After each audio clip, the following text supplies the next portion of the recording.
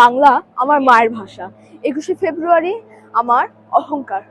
তো আজ আমি আমার মায়ের সাথে এসেছি অমর একুশে বইমেলায়। আমি তো বই কিনবই, ভাবলাম আজকে যেহেতু আসলে তোমাদের সাথেও শেয়ার করি। তো চলো আমরা ঘুরে দেখি।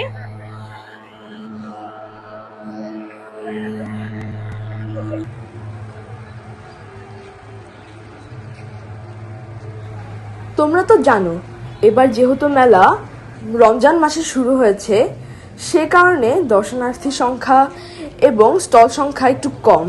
তবে যারা বই পড়তে পছন্দ করে তারা তো আসবেই। এই স্টলটি আতিয়া মসজিদের অনুকরণে করা, আমার কিন্তু খুব দারুণ লেগেছে। এবার বইমেলায় প্রায় 1000-এর বেশি স্টল রয়েছে। আর বইমেলা কিন্তু দুই ভাগে বিভক্ত। আর এই মুহূর্তে আছি আমি বাংলা একাডেমি প্রাঙ্গণে, আরেক অংশ রয়েছে সোহরাওয়ার্দী উদ্যানে।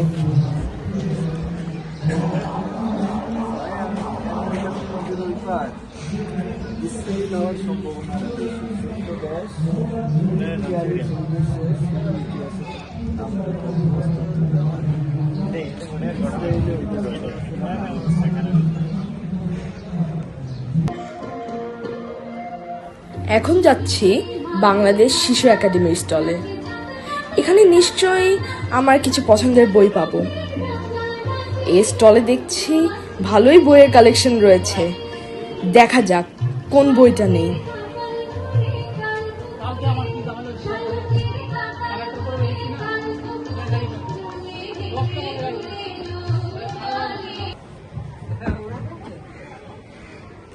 তো আমার দুইটি বই পছন্দ হলো।